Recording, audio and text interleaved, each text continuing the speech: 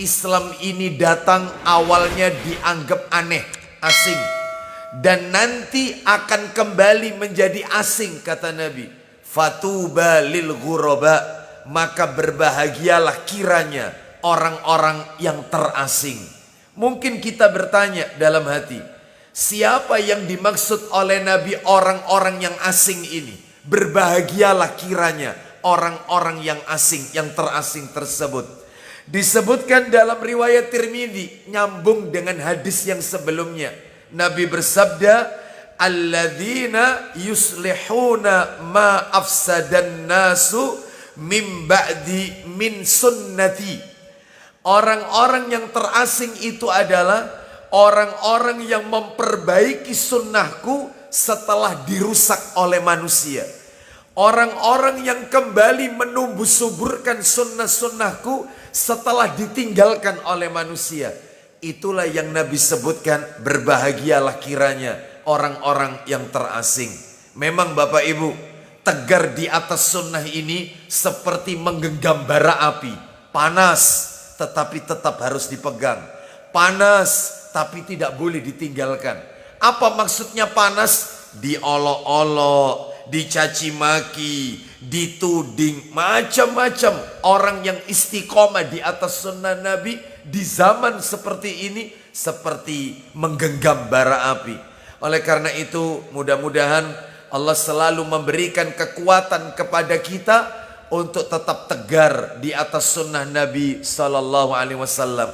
Sebab kata sahabat Ibnu Mas'ud radhiyallahu an, beliau mengatakan, al-iktisadu fi sunnati ahsan minal ijtihadi fil bid'ah. Sedikit ibadah di atas sunnah, sedikit ibadah di atas sunnah itu jauh lebih baik daripada bersungguh-sungguh dalam melakukan perbuatan bid'ah. Ini menunjukkan kepada kita pentingnya kita untuk mengikuti yaitu sunnah Nabi Sallallahu Alaihi Wasallam. Kenapa? Karena sunnah Nabi ini, nah ini yang kedua dari muqaddimah yang saya sampaikan.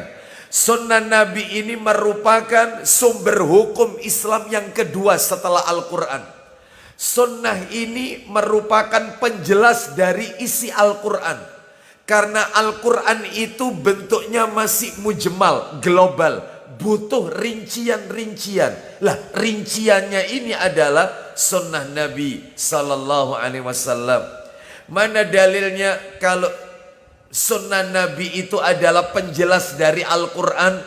Dalilnya adalah disebutkan di dalam Al-Quran, suratnya yang ke-16, An-Nahl ayatnya 44. An-Nahl ayat 44, Allah Subhanahu wa taala berfirman, wa anzalna ilaika dzikra litubayyana lin-nasi ma nuzzila ilaihim wa la'allahum yatafakkarun. Artinya, kami turunkan kepadamu Al-Quran. Ayat yang baru saja kami baca ini penggalan ayat Bapak Ibu, penggalan ayat. Kami ulang terjemahannya. Kami turunkan kepadamu Al-Quran agar kamu Muhammad, lah itu yang harus digarisbawahi. Itu yang harus digarisbawahi dan itu yang harus diblok. Saya ulang ini.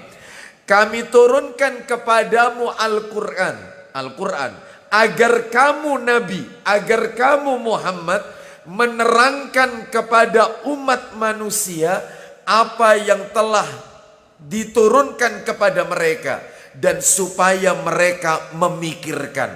Mari kita lihat perkataan para alim ulama terkait ayat ini. Salah satu aja ya perkataan ulama diantaranya yang kami nukil, yaitu diantaranya adalah Al-Hafidz Ibnu Katsir rahimahullah.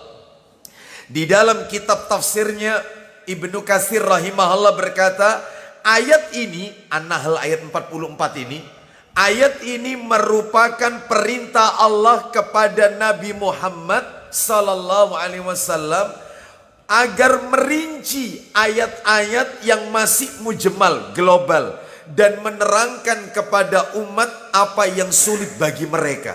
Nah ini, yang lebih rinci itu apa yang dikatakan oleh Imam Ibnu Abdul Bar rahimahullah. Apa kata beliau? Imam Ibnu Abdul Bar rahimahullah. Beliau mengatakan, Tidak mungkin bagi kita, nah ini, tidak mungkin bagi kita memahami maksud dari ayat-ayat Al-Quran melainkan lewat Rasulullah Sallallahu Alaihi Wasallam. Bukankah ayat-ayat yang berbicara tentang sholat, tentang zakat, tentang puasa, tentang haji, bukankah itu masih global? Maka nabilah yang merincinya, nabilah yang menjelaskan dalam sunnah-sunnah, hadis-hadisnya. Sehingga barang siapa menolak sunnah, menolak hadis, maka dialah orang yang sesat dan jahil. Makanya Nabi mengatakan, man raghiba an sunnati falaisa minni. Siapa yang membenci sunnahku, maka dia bukan golonganku, kata Nabi. Oleh karena itu sekali lagi wajib kita mengikuti petunjuk Nabi, sunnah Nabi Sallallahu Alaihi Wasallam.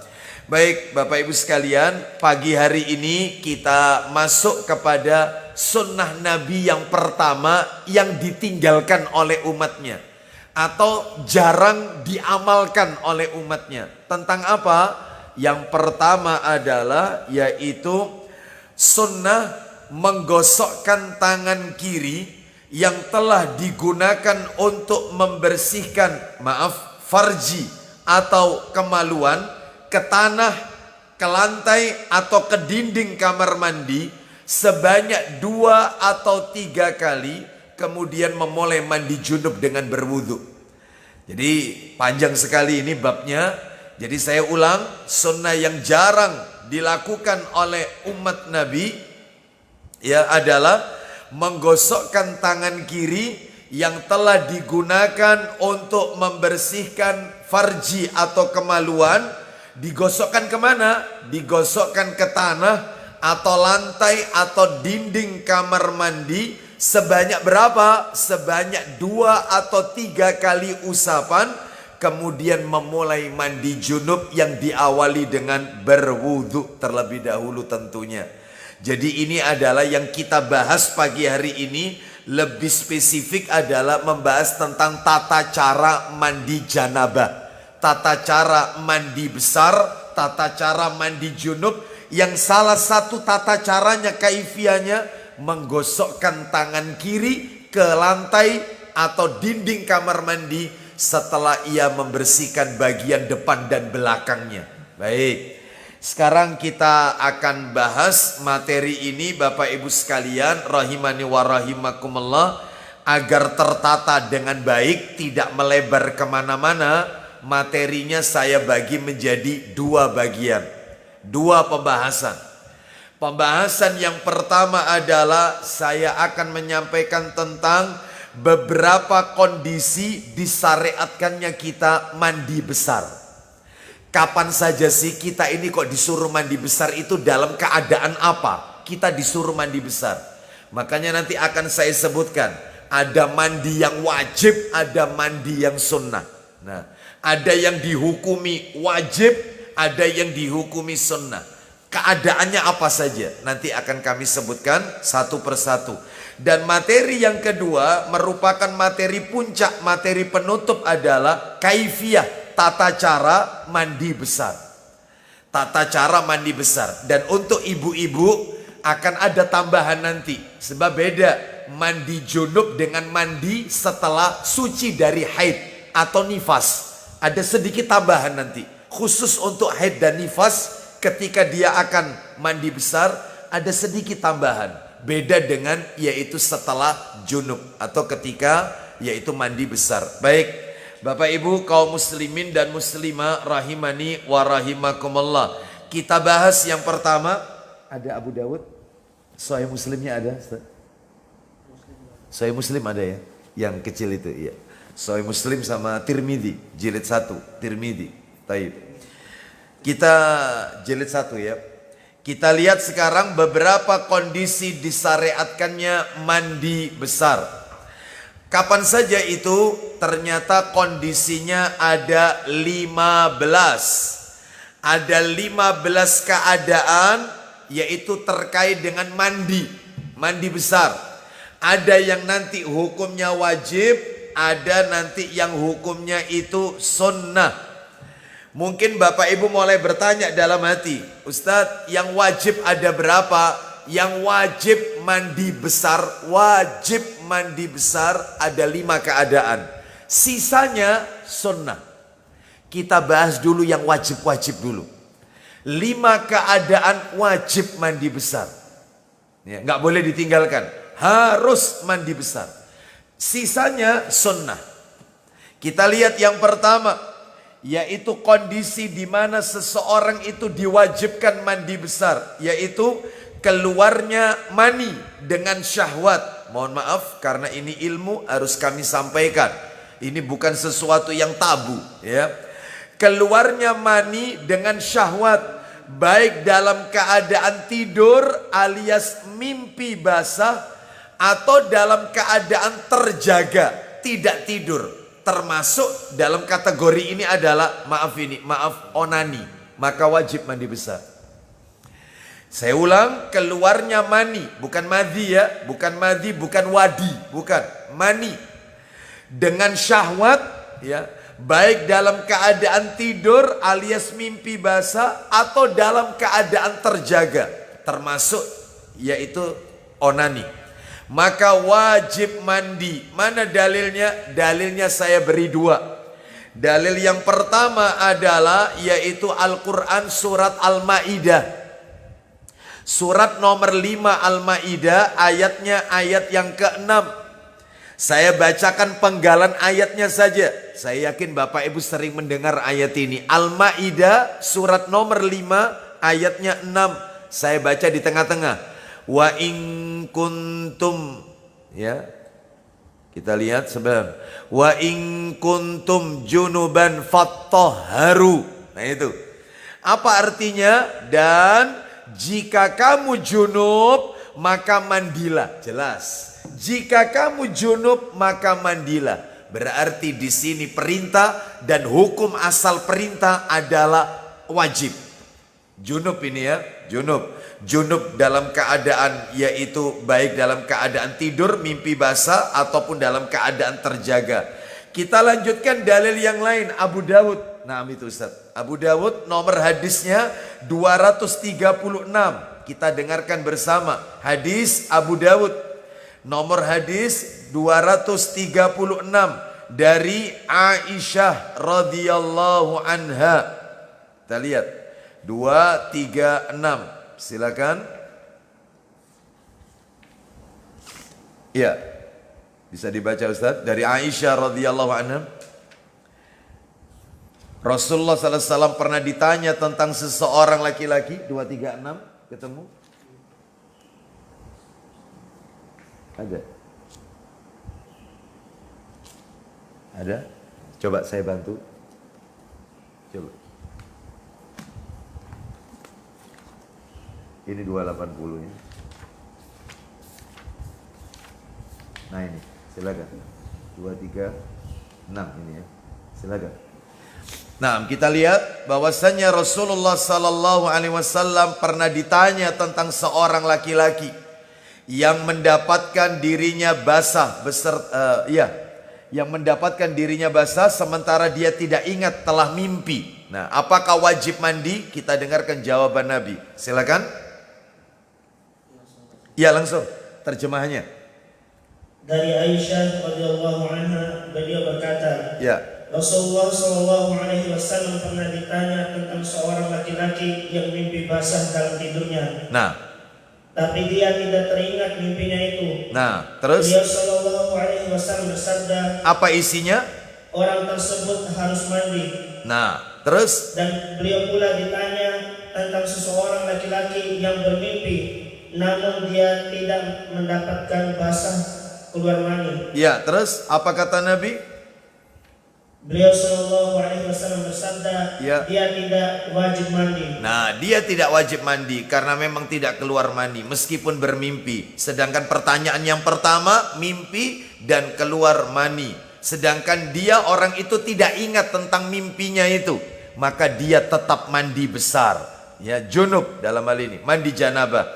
Kata para alim ulama, salah satunya yang dikatakan oleh Syekh Muhammad bin Saleh Al-Utsaimin rahimahullah, Beliau berkata di dalam kitab Fiqh Al-Mar'ah Al-Muslimah halaman 50, wajib mandi bagi orang yang mimpi basah, baik ia merasakan keluar atau tidak merasakannya sama sekali, atau tidak ingat, tetap wajib mandi besar. Ini keadaan pertama. Keadaan yang kedua yaitu jima walaupun tidak keluar mani, tetap mandi besar. Jima meskipun tidak keluar mani, tetap mandi besar. Mana dalilnya? Dalilnya disebutkan di dalam hadis riwayat Muslim. Bukan yang itu sebenarnya Sahih Muslimnya ya. Nggak apa-apa saya baca aja. Di dalam hadis riwayat Muslim, yaitu nomornya nomor 348. Itu di nomor aslinya ya. Di mana disebutkan bahwasannya bersumber dari sahabat Abu Hurairah radhiyallahu an. Nabi SAW bersabda, apabila seseorang laki-laki duduk di antara 4 cabang istrinya, kemudian dia menjimaknya, maka dia wajib mandi. Lalu kemudian di dalam hadis Mathar dikatakan walaupun dia belum keluar mani, maka Nabi mengatakan ya sekalipun belum keluar mani, maka dia wajib mandi besar apabila sudah bertemu. Kita lanjutkan sekarang yang ketiga. Orang kafir yang masuk Islam wajib mandi besar. Mu'alaf. Orang kafir masuk Islam mandi besar. Jadi begitu dia mengucapkan 2 kalimat syahadat masuk Islam, maka dia mandi besar. Ini ya. Mana dalilnya? Nah itu ada itu kitabnya. Oh ada di sana. Baik. Mana dalilnya? Dalilnya disebutkan di dalam hadis riwayat Muslim. Atau bisa kita lihat di dalam riwayat yang Abu Dawud dulu aja. Di dalam hadis Abu Dawud nomornya 355 dari Qais bin Asim radhiyallahu an. Baik kafir asli maupun kafirnya kafir murtad, maka wajib mandi besar kalau masuk Islam. Kalau kafir asli sebelumnya dia belum pernah beragama Islam, lalu dia masuk Islam, maka dia harus mandi besar. Kalau murtad beda lagi. Dulunya kafir, lalu kemudian masuk Islam, setelah itu keluar lagi dari Islam, lalu kemudian akan masuk Islam lagi, mandi besar. Bahkan bukan hanya mandi besar, mu'alaf itu kalau masuk Islam, dia disuruh mencukur rambut kepalanya, potong rambut. Nabi menyuruh, suruh potong rambut plus suruh khitan kalau belum khitan. Dan ulama berkomentar, dilihat kalau usianya sudah tua, maka dalam hal ini harus yaitu melihat dan butuh yaitu mendapatkan nasihat dari para dokter. Kalau memang memungkinkan untuk dikhitan, ya dikhitan. Tetapi kalau memang tidak memungkinkan, khawatir kalau dikhitan jadi mati, ya, maka ya tidak perlu dikhitan karena sudah tua ini masuk Islamnya. Ya, sudah tua umur 80 ini dikhitan, lihat pisaunya tok udah. Ya, seperti itu. Wassalam katanya. Nah, makanya harus butuh nasihat dokter. Kita lihat dalilnya Abu Dawud 355. Tafadhol Ustaz. Silakan. Langsung aja. Dari sahabat Qais bin Asim radhiyallahu anhu, dia berkata, aku datang kepada Nabi sallallahu alaihi wasallam ingin masuk agama Islam. Nah, lanjut. Maka beliau memerintahkan aku untuk mandi dengan air yang dicampur dengan daun bidara. Nah, beliau Nabi SAW memerintahkanku untuk mandi yang air itu dicampur dengan daun bidara. Oh, jadi harus mandi besar masuk Islam ini, ya. Baik, adapun riwayat yang lain ada tambahan, suruh potong rambut dan khitan. Coba dibaca 356. Satu nomor berikutnya Ustaz, silakan. Dari sahabat Qulaib al-Juhani, dia adalah kakek Usain bin Kathir bin Qulaib, bahwasanya dia pernah datang pada Nabi sallallahu alaihi wasallam lalu berkata, apa itu? Saya telah masuk Islam. Maka Nabi sallallahu alaihi wasallam bersabda kepadanya. Apa sabda Nabi kepada sahabat tadi yang baru masuk Islam? Silakan. Tanggalkanlah atau cukurlah rambut kafirmu. Cukurlah rambut kafirmu. Lanjut. Dalam riwayat yang lain Qulaib berkata, dan sahabat lain juga memberitahukan kepadaku bahwasanya Nabi SAW bersabda kepada orang lain yang bersama beliau, cukurlah rambut kafirmu dan berkhitanlah. Nah, cukurlah rambut kafirmu dan khitanlah, suruh khitan. Jadi kita biasakan bahasa syar'i khitan, bukan sunat ya, khitan. Baik, apakah wanita juga khitan? Iya, wanita juga khitan. Tetapi hukumnya sunnah. Kalau laki-laki hukumnya wajib ya. Kalau wanita sunnah. Tetapi untuk wanita namanya bukan khitan, melainkan khifad. Khifad. Baik, jika ditanya siapakah orang yang pertama kali khitan? Yang pertama kali khitan, jawabannya jelas, Nabi Ibrahim alaihissalam. Sedangkan sebelum Nabi Ibrahim tidak ada syariat khitan. Khitan itu sejak Nabi Ibrahim alaihissalam. Usia berapakah Nabi Ibrahim itu khitan? Usia 120 tahun. Dan beliau setelah khitan masih menjalani yaitu sisa hidupnya 80 tahun. Berarti totalnya 200 tahun usia Nabi Ibrahim alaihissalam. Ini bisa kita lihat di dalam keterangannya dikit dalam kitab Adabul Mufrad. Hadis yang ke 1250 dan 1252. Dengan apakah Nabi Ibrahim khitan? Disebutkan oleh Rasulullah dalam riwayat yang sahih itu adalah dengan kapak khitannya. Sudah nggak usah dibayangin, ya. Ini berita dari Nabi sallallahu alaihi wasallam, ya. Baik. Lalu bagaimana untuk umat Nabi sallallahu alaihi wasallam? Maka disesuaikan dengan yang dilakukan Nabi Ibrahim. Di mana Nabi Ibrahim alaihissalam mengkhitankan Ishak alaihissalam putranya saat yaitu 7 hari setelah lahir Ishak. Sedangkan Nabi Ibrahim mengkhitankan Ismail alaihissalam pada saat menjelang baligh.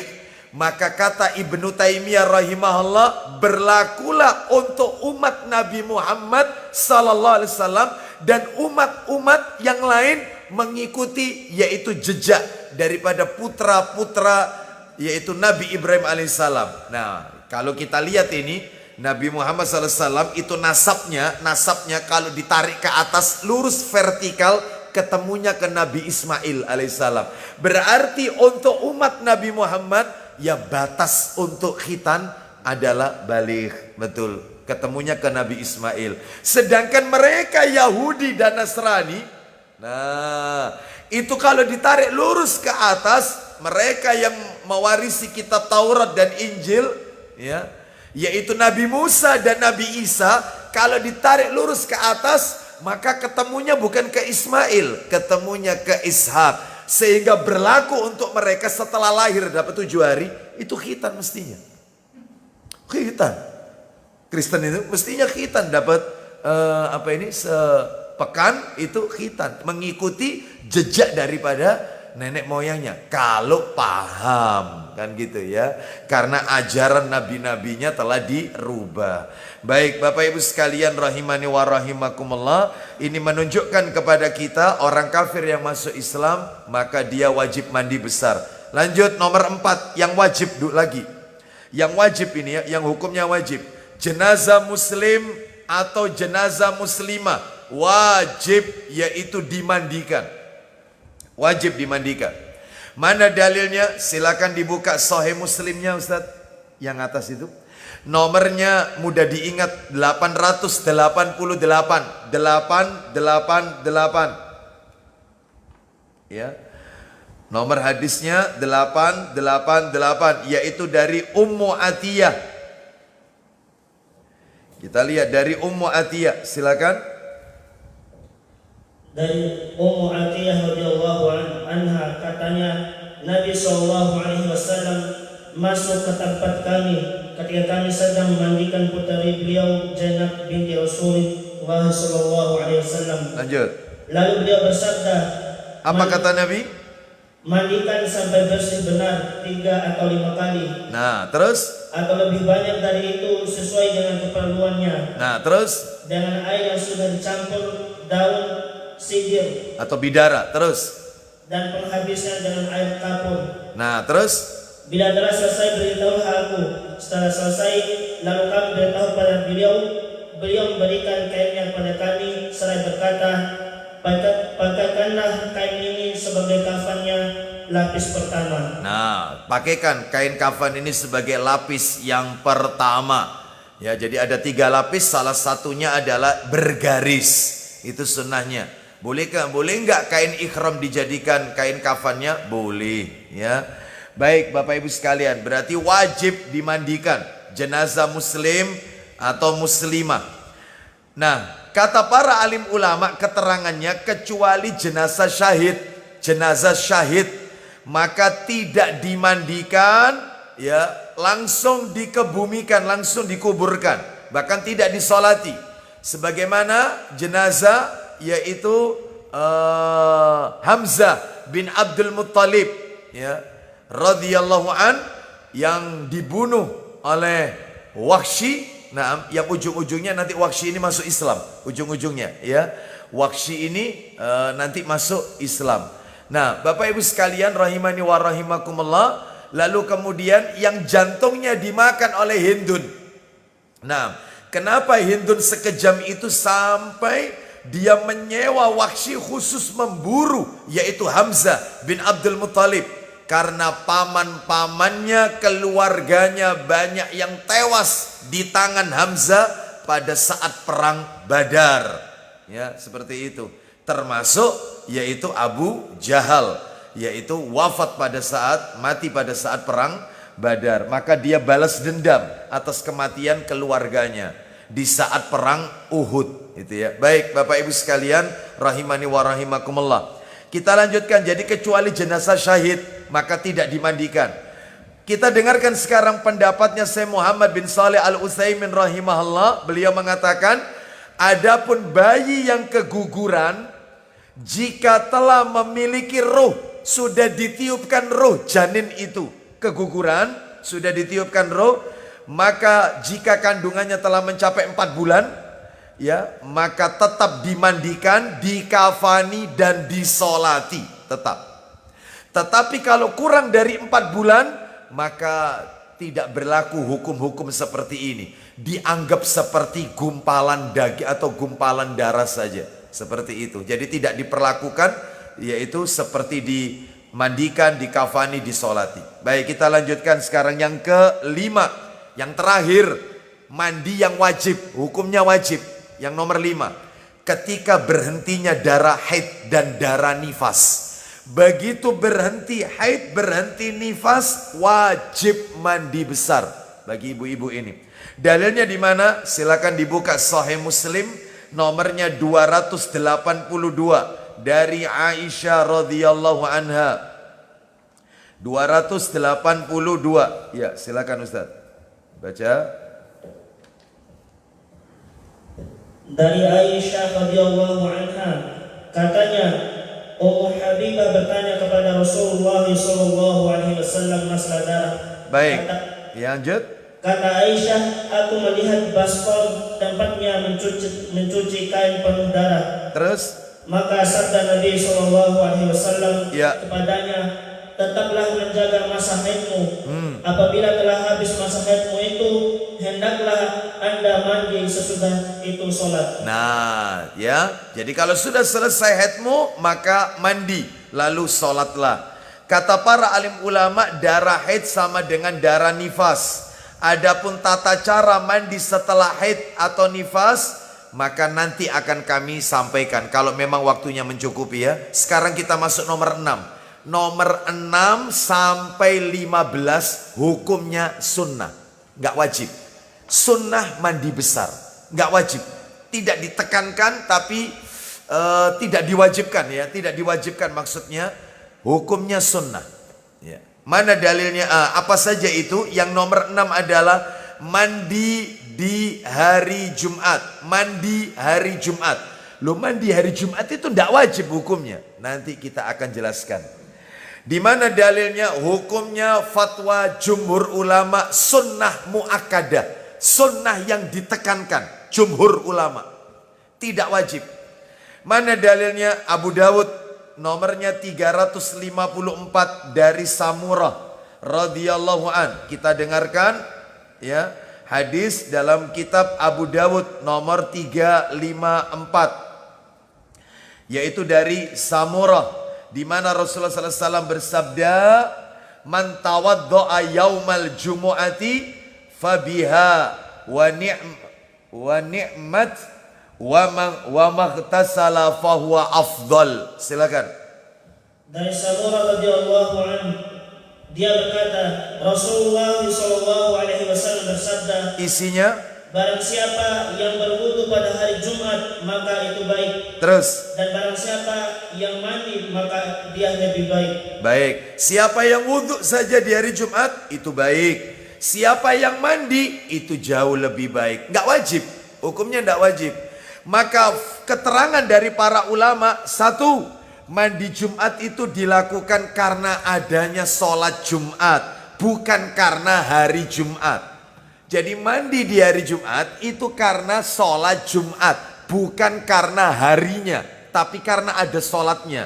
Dua, mandi Jumat itu ditujukan pada usia baligh. Kalau belum baligh maka tidak ditekankan. Nomor tiga, mandi Jumat hukumnya menjadi wajib, gak sunnah, jadi wajib apabila memiliki bau badan yang tidak enak, memiliki bau badan yang tidak sedap, agar tidak menyakiti jamaah sholat Jumat. Itu jadi wajib, itu hukumnya. Jadi kalau dia sering kali bau badan di hari Jumat, maka wajib mandi. Tapi kalau dia tidak memiliki bau badan, artinya dia tidak memakai parfum atau apapun, tidak menimbulkan bau yang tidak sedap, maka dalam hal ini tidak mandi pun tidak mengapa, sekedar wudhu boleh, karena memang hukumnya tidak wajib. Yang nomor 4, pendapat yang mengatakan mandi Jumat itu wajib bukan berarti mandi Jumat merupakan syarat sahnya sholat Jumat. Bahkan seseorang kalau tidak mandi Jumat pun tetap sah sholat Jumatnya, tetap sah. Nomor 5, lebih baik mandi Jumat berdekatan dengan waktu berangkat sholat. Itu yang afdol. Mandinya itu dekat sama berangkat mau Jumatan. Itu yang afdol itu.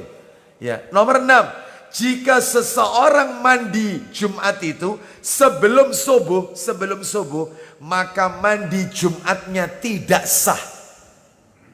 Sebelum subuh sekaligus mandi dia. Mandi besar dia sebelum subuh, itu nggak sah.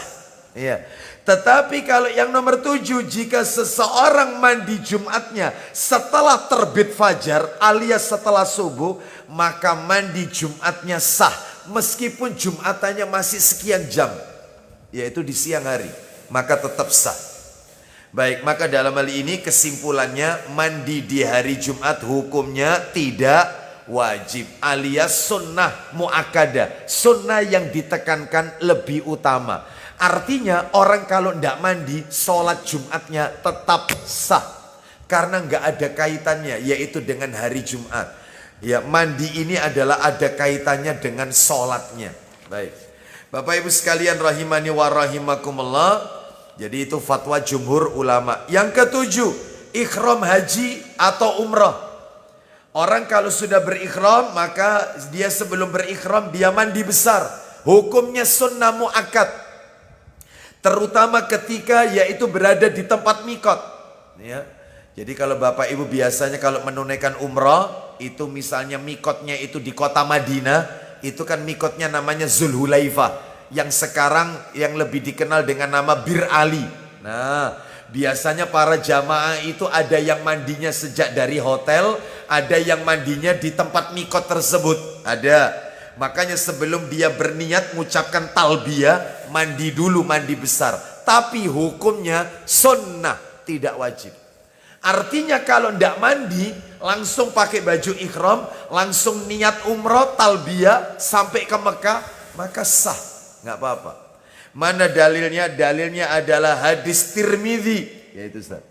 Nomornya 830. Tirmidzi nomor 830, yaitu dari sahabat Zaid bin Sabit radhiyallahu an.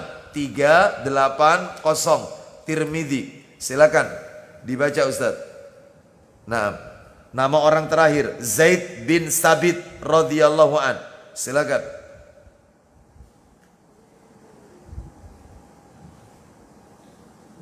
dari Abdullah bin Abu Ya, terus?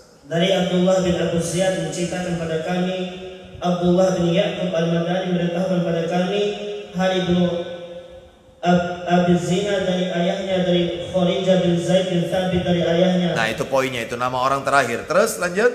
Ia melihat Nabi SAW tidak memakai pakaian yang berjahit untuk ihram lalu mandi. Nah ya, Nabi SAW memakai pakaian ikhram yang tidak berjahit.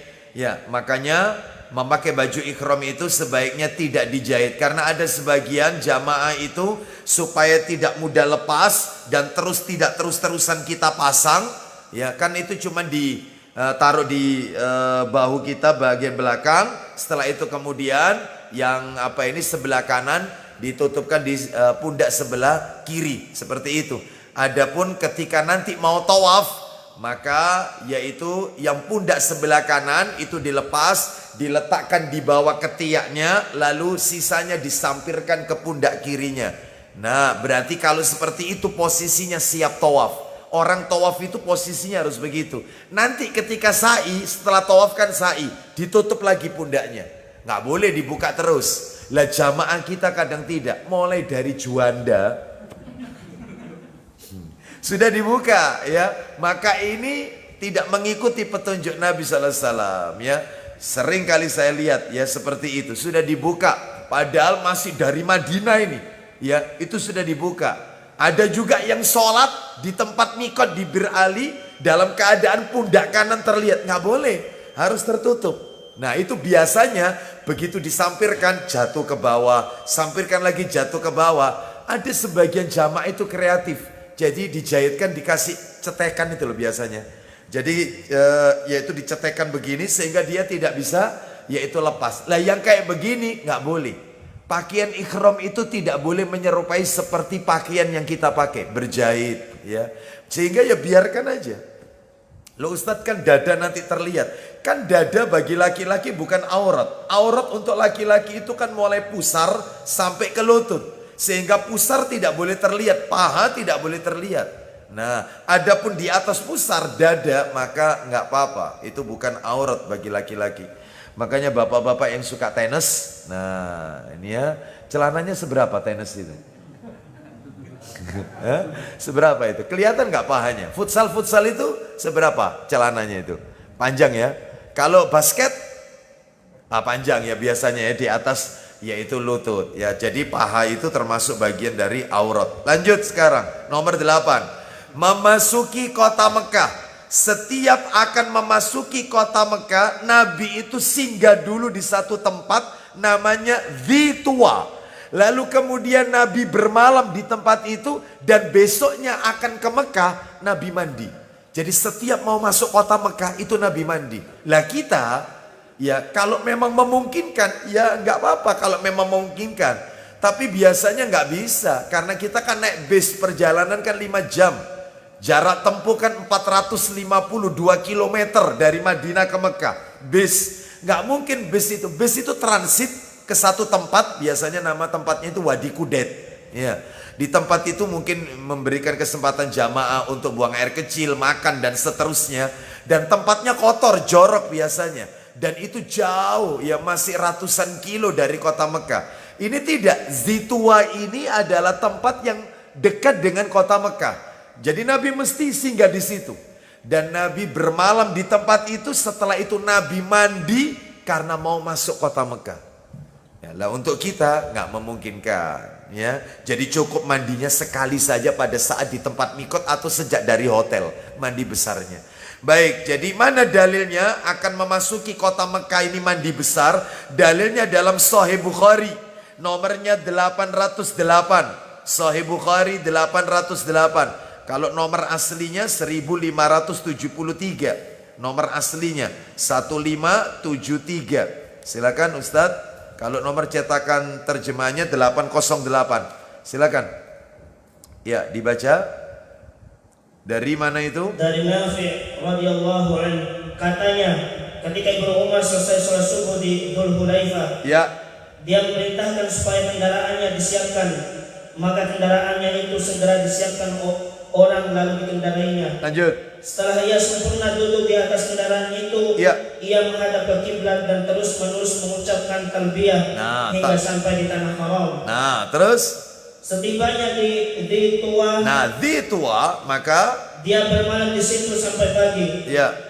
Setelah sholat subuh dia terus mandi, kemudian dia berkata, Ya. sesungguhnya Rasulullah SAW mengerjakan seperti itu. Nah, seperti inilah yang diajarkan oleh Nabi. Bermalam dulu di tempat itu, lalu mandi besar, lalu melanjutkan ke Mekah karena sudah dekat.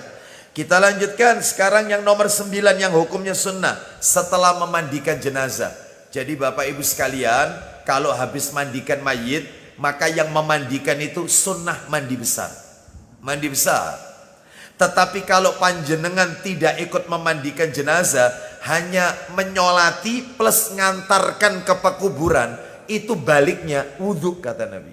Wudhu, bukan mandi.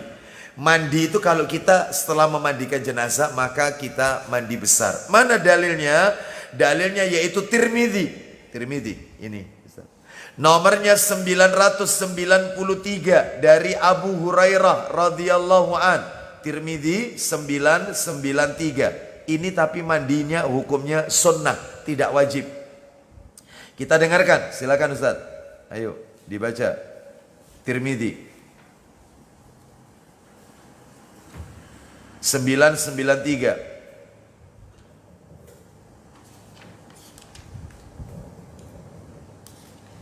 Ketemu? Ayo. Dari Abu Hurairah dari Nabi SAW bersabda, Isinya, setelah memandikannya maka ia harus mandi, dan setelah membawakannya maka ia harus wudu. baik, kata para alim ulama, setelah memandikannya maka dia harus mandi. Harus di sini adalah hukumnya tidak wajib. Bagi yang memandikan mayit dia mandi. Terus kemudian Nabi mengatakan, dan setiap dia mengangkatnya atau membawa jenazah itu ke pekuburan, maka kembalinya dia berwudu.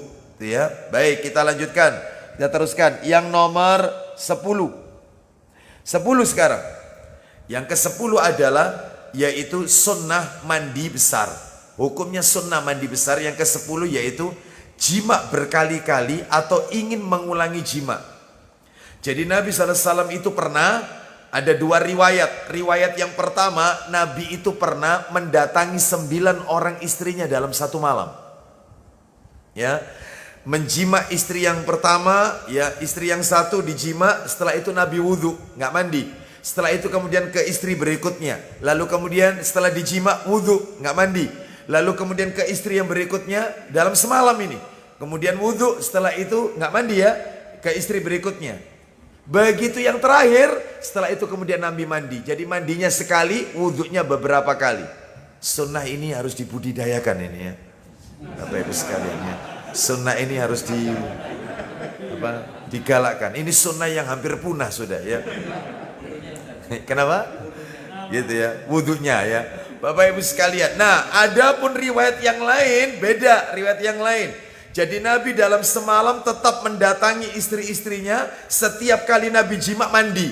Ke istri yang berikutnya jima mandi. Ke istri berikutnya dalam semalam ini. Mandi, jima lagi, mandi. Begitu seterusnya. Lalu Nabi ditanya oleh para sahabat, kenapa kok tidak mandinya sekali aja? Cukup dengan wudhu, mandinya cuma sekali. Lalu Nabi mengatakan, itu jauh lebih bersih kata Nabi. Itu jauh lebih bersih. Artinya tidak wajib. Hukumnya sunnah. Ketika ingin mengulangi jima atau jima beberapa kali. Dalil Abu Dawud dibuka. Nomornya 218 dari Anas bin Malik radhiyallahu an. Abu Dawud 218. Silakan. Abu Dawud 218.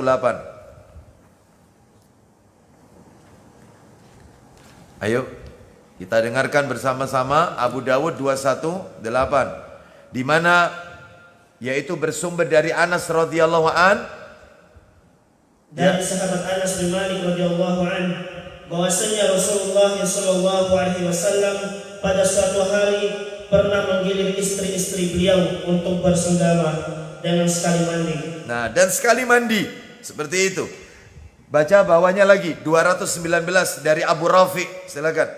Dari Abu Rafi bahwasanya Nabi SAW pada suatu hari pernah menggilir istri-istri beliau untuk bersenggama Beliau Shallallahu Alaihi Wasallam mandi setiap kali selesai berhubungan bersama si ini dan si ini, kata Rafiq. Ya. Beliau Shallallahu Alaihi Wasallam, wahai Rasulullah, mengapa engkau tidak menjadikan satu kali mandi saja? Kenapa kok mandinya nggak sekali aja? Kenapa setiap jima terus mandi, terus pindah ke istri berikutnya, mandi lagi? Kenapa? Apa jawaban Nabi? Beliau bersabda, yang demikian itu lebih bersih, lebih baik, dan lebih suci. Nah, lebih bersih, lebih baik, lebih suci. Kita lanjutkan lagi yang ke-11. Setelah mengubur orang musyrik. Mengubur orang musyrik. Ceritanya, karena ini kitabnya nggak ada di sini, saya bacakan aja ya, agak panjang soalnya. Dalam hadis Abu Dawud jilid 2, yang ada di sini jilid 1. Kita ingat-ingat aja nomornya. Abu Dawud nomor 3214, 3214. Ceritanya Ali bin Abi Thalib radhiyallahu an, menantu Nabi, berkata kepada Nabi, wahai Rasulullah, pamanmu yang mati kafir itu, bapaknya sendiri nih, Abu Thalib, bapaknya Ali, yaitu Abu Thalib. Abu Thalib ini pamannya Nabi. Si anak bilang sama Rasulullah SAW, wahai Rasulullah, pamanmu yang mati dalam keadaan kafir itu, maksudnya Abu Thalib, sekarang ini dia jenazahnya ada di rumah. Ya, maksudnya minta petunjuk bagaimana ini. Katanya Nabi, kuburkan saja bapakmu itu. Setelah itu kemudian yaitu berwuduklah. Kata Nabi, setelah itu kemudian mandilah, lalu datanglah kemari. Maka Ali bin Abi Thalib menguburkan bapaknya tanpa disolati, tanpa dimandikan, tanpa dikafani, apa adanya sudah dimasukkan. Setelah itu beliau mandi besar, setelah itu menghadap Nabi SAW. Ya, ini menunjukkan kepada kita setelah menguburkan orang musyrik itu sunnahnya mandi besar. Ya, baik, kita lanjutkan. 12. Wanita yang istihadhah, darah yang keluar di luar kebiasaan wanita, istihadhah. Wanita istihadhah, perhatikan ini ibu-ibu, sholatnya boleh dijamak. Sholatnya boleh dijamak. Jadi duhur dengan asar, naam, itu sekali mandi. Ya, sekali mandi untuk duhur dan asar dijamak. Nanti maghrib dengan isya mandi lagi sekali, dijamak lagi. Maghrib 3 rakaat, isya 4 rakaat, dijamak tanpa dikosor. Dijamak tanpa dikosor. Subuh, ya tetap subuh, nggak bisa dijamak dengan sholat apa, ya. Itu, maka tetap dia. Katanya para ulama, kalau wanita istihadhah saja boleh menjamak sholat, apalagi mereka yang sakit lebih parah daripada istihadhah. Maka orang sakit sholatnya boleh dijamak. Sholatnya istihadhah saja boleh dijamak, apalagi yang lebih berat daripada istihadhah. Di mana itu dalilnya? Tolong dibuka Abu Dawud, nomornya yaitu 294 dari Aisyah radhiyallahu anha. Ya, jadi tidak wajib mandi setiap kali waktu sholat, mandinya sekali aja, yaitu pada saat ingin menjamak itu, zuhur dengan asar sekali, maghrib isya sekali. Ayo dibaca Ustaz, 294, ayo. Dari Aisyah radhiyallahu anha, dia berkata, ada seorang wanita pada masa Rasulullah SAW mengeluarkan darah penyakit. Ya, terus? Lalu diperintahkan mendahulukan sholat asar dan mengakhirkan sholat zuhur. Terus? Dan satu kali mandi untuk kedua sholat itu. Nah, satu kali mandi untuk 2 sholat. Terus? Dan mengakhirkan sholat maghrib, mendahulukan sholat isya dan satu kali mandi untuk keduanya. Jadi jamaknya jamak takhir. Jamaknya itu di jamak takhir. Maghribnya diakhirkan, ditaruh di isya. Nah, seperti itu. Jadi bukan takdim, tapi di takhir. Ya. Dan ini diperbolehkan. Ini yang diajarkan oleh Nabi SAW untuk istihadhah. Ya. Baik, dan wanita istihadhah adalah sama seperti wanita suci. Dia boleh melakukan apapun layaknya wanita suci. Baca Quran, ya sholat, ya puasa, bahkan dijima oleh suaminya. Seperti ada wanita suci. Ya, beda dengan haid, beda. Kita lanjutkan 13. Setelah siuman dari pingsan. Jadi kalau kita, maaf, ada seseorang yang pingsan, lalu kemudian dia sadar, maka mandi besar, tapi tidak wajib. Nggak wajib, hukumnya sunnah. Yang utama itu mandi, tapi nggak wajib ini. Mana dalilnya? Dalilnya adalah hadis riwayat Muslim, nomornya 370 dari Aisyah radhiyallahu anha, nomor 370. Kata para alim ulama, juga dikiaskan dengan orang yang sembuh dari gila, waras. Sembuh dari gila itu mandi besar. Ya. habis masuk ke apa ini? Rehabilitasi ya. Sadar sudah. Itu ya. Maka mandi besar itu. Kecuali kalau gilanya musiman. Tidak punya uang, gila.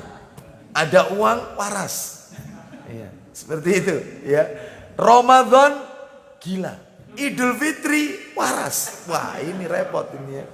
Ini karena orang gila itu tidak terkena beban syariat soalnya ya. Itu baik, baca Ustaz nomor 370 Sahih Muslim dari Aisyah radhiyallahu anha. Silakan. Silakan. Nomor 370 ya, Sahih Muslim ya. Silakan. Dari Ubaidillah bin Abdullah radhiyallahu anhu, katanya dia datang ke rumah Aisyah hendak bertanya, dapatkah ibu menceritakan padaku tentang sakit Rasulullah? Terus Katanya, jawab Aisyah, baiklah. Ketika sakit Rasulullah SAW bertambah berat, beliau bertanya, ya. Sudah sholatkah orang banyak? Ya, terus? Jawab kami belum. Ya. Mereka menunggu Anda ya Rasulullah. Mereka menunggu Anda wahai Rasulullah. Terus? Sabda beliau, tolong sediakan air untukku di ember. Baik, tolong sediakan air untukku di ember. Terus? Setelah kami sediakan, maka beliau pun mandi. Nah, terus? Kemudian beliau berusaha sedapatnya hendak pergi sholat berjamaah. Nah. Tetapi tiba-tiba beliau jatuh pingsan. Baik, itu sampai 3 kali Bapak Ibu sekalian. Jadi Nabi jatuh pingsan, setelah itu kemudian begitu siuman sadar, Nabi minta diambilkan air. Mandi lagi. Mandi Nabi. Setelah mandi kemudian beliau berusaha untuk ke masjid ngimami orang banyak, jatuh lagi. Seperti itu, pingsan lagi. Lalu kemudian tidak begitu lama siuman, sadar, minta diambilkan air lagi, mandi lagi. Jadi orang itu kalau setelah siuman dari pingsan, maka dia mandi besar. Ya, seperti itu. Dan ini hukumnya sunnah. Kita lanjutkan sekarang yang ke-14. Sholat Idul Fitri, Idul Adha. Hukumnya tidak wajib. Mandi pada saat sholat Id, Idul Fitri, Idul Adha di pagi hari itu hukumnya tidak wajib tetapi sunnah. Dalilnya mana?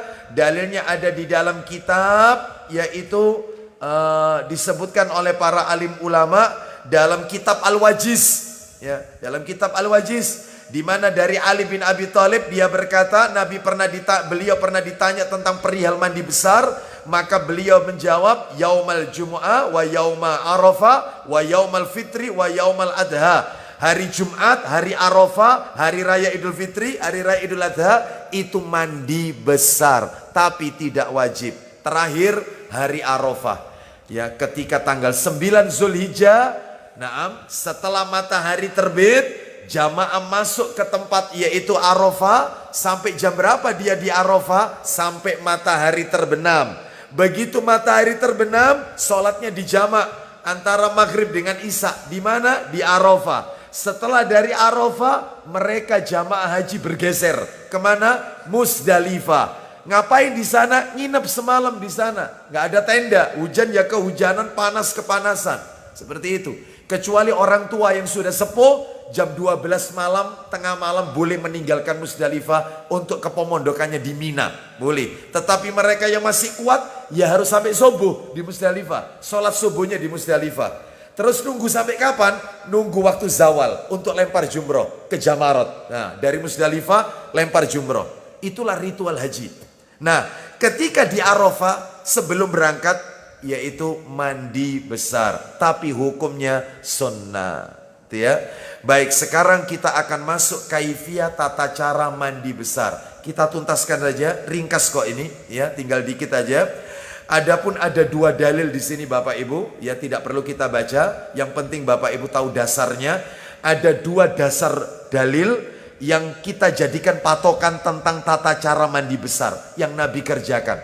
Dalil yang pertama Sahih Bukhari, nomornya 265, nomor asli ini, nomor asli di kitab aslinya 265. Dan dalil yang kedua Sahih Muslim. Jadi Bukhari Muslim. Bukhari Muslim. Katanya para alim ulama, kitab terbaik setelah Al-Quran, kitab terbaik setelah Al-Quran adalah hadis yang diriwayatkan oleh Bukhari Muslim. Makanya sengaja saya ambilkan Bukhari dan Muslim. Nih ya, Baik, yang di dalamnya tidak ada ya yang meragukan. Sahih Muslim nomornya 317. Jadi kalau Bukhari 265, Sahih Muslim 317. Dua-duanya dari Ibnu Abbas radhiyallahu anhuma. Gimana tata caranya? Satu, niat. Niat. Jadi sebelum mandi besar, niat. Dan niat itu tempatnya di dalam hati. Tidak ada lafaz-lafaz khusus dari Nabi. Tidak ada. Ini satu ini. Yang kedua, mencuci tangan terlebih dahulu sebanyak 3 kali. Ya, sebelum tangan tersebut dimasukkan ke dalam ember atau bejana atau sebelum mandi. Maklum Bapak Ibu, yang namanya orang tidur itu kan tangan ini kita nggak tahu kemana tangan ini. Makanya sebelum mandi atau sebelum tangan dimasukkan ke bak itu dicuci dulu. Kanan 3 kali sambil disela-sela, yang kiri 3 kali. Sudah selesai, itu yang nomor 2, ritual nomor 2. Ritual nomor 3, menuangkan air dengan tangan kanan ke tangan kirinya, atau pakai shower juga bisa kok. Lalu digunakan untuk mencuci, kemaluan depan dan belakangnya. Istilah syariatnya kubul dan dubur, bagian depan dan belakang dengan tangan kiri. Pakai shower bisa. Boleh 2 kali, boleh 3 kali. Selesai ya, ini ritual nomor 3. Ritual yang keempat, lah ini yang jarang kita lakukan. Makanya sunnahnya jarang diamalkan ini. Nomor 4, apa itu? Tangan kiri yang setelah digunakan untuk mencuci kemaluan depan dan belakang, yang digunakan untuk menggosok bagian depan dan belakang, diusapkan ke tembok kamar mandi atau dinding kamar mandi atau lantai kamar mandi, 2 gosokan atau 3 gosokan. Ini yang nggak pernah kita lakukan. Ya, katanya para alim ulama itu karena di zaman Nabi tidak ada sabun. Makanya untuk menghilangkan bau yang tidak sedap karena dipakai membersihkan depan dan belakang, maka tanahlah penyucinya. Sekarang sudah ada pewangi, ada sabun, sehingga tidak perlu digosokkan. Sebagian ulama mengatakan demikian. Tapi sebagian ulama yang lain mengatakan, sekalipun sudah ada sabun, ayo sunnah Nabi yang seperti ini tetap kita lakukan. Meskipun sudah ada pewangi. Sama dengan siwak. Sekarang sudah ada pasta gigi, maka nggak berlaku lagi itu siwak. Salah, siwak tetap berlaku.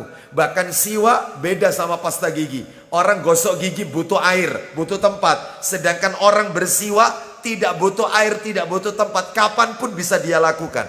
Makanya nggak bisa disamakan ini.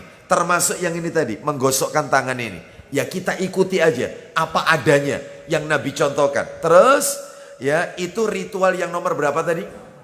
4. Ritual yang kelima, wudhu.